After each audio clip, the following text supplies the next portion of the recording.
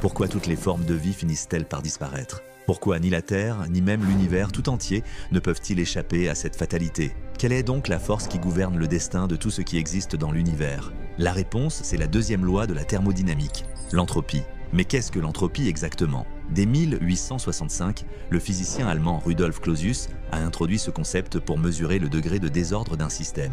Selon lui, la loi de conservation de l'énergie est l'un des principes fondamentaux de la physique. L'énergie ne peut être ni créée ni détruite, seulement transformée d'une forme à une autre. Pourtant, un fait incontournable demeure. Cette transformation n'est jamais parfaite à 100%. L'énergie qui disparaît dans le processus, c'est cela que l'on appelle entropie. L'augmentation de l'entropie signifie que, dans un système isolé, la chaleur se déplace toujours d'une zone chaude vers une zone froide, d'un état ordonné vers un état désordonné, et ce processus est irréversible. Sans intervention extérieure, tout tend progressivement vers le désordre et le chaos. Un exemple simple, une pièce devient désordonnée si personne ne l'arrange, un téléphone devient lent à l'usage, l'eau chaude refroidit peu à peu. Même le soleil s'éteindra un jour. Tous ces phénomènes sont des manifestations de la loi d'augmentation de l'entropie. Dans tout système, l'énergie inutilisable ne cesse d'augmenter, poussant inexorablement toute chose vers le déclin. Depuis l'introduction du concept d'entropie, cette deuxième loi de la thermodynamique a pris une place centrale en science. Toute conversion d'énergie génère de l'entropie. C'est pourquoi beaucoup considèrent cette loi comme la plus effrayante de toutes. Elle impose à tout ce qui existe, vivant ou non, une évolution inéluctable vers la fin.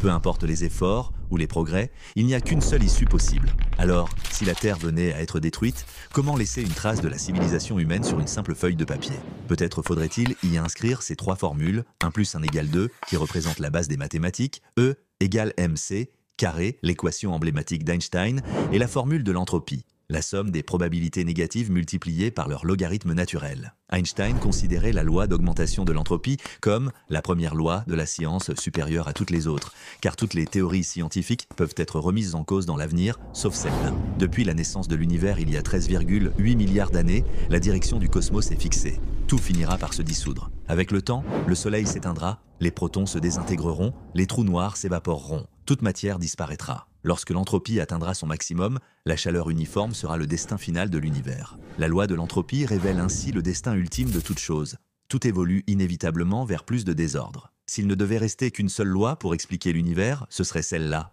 même si cela peut sembler impitoyable. Elle explique pourquoi ton corps vieillit, pourquoi tes pensées déclinent, pourquoi la vie finit par s'éteindre. Même si personne ne peut stopper l'augmentation de l'entropie, on peut ralentir ce processus par des actions conscientes. Mais aller contre l'entropie est toujours plus difficile que de s'y soumettre. La discipline est plus dure que la paresse, persévérer est plus difficile qu'abandonner. Pourtant, si tu veux garder ton corps en bonne santé, tu dois faire de l'exercice. Si tu veux diriger ta vie, tu dois continuer à apprendre et à progresser. Même si la vie est faite de petites choses quotidiennes, il faut les affronter activement, sinon l'avenir deviendra de plus en plus sombre. Seule une démarche constante d'apprentissage, d'adaptation et de dépassement de soi permet d'enterrer les anciennes entropies et d'accueillir demain avec une nouvelle énergie. Et peut-être est-ce là le véritable sens de la vie. Comme l'a si bien dit le grand physicien Schrödinger, vivre, c'est lutter contre l'entropie. La vie se nourrit d'entropie négative.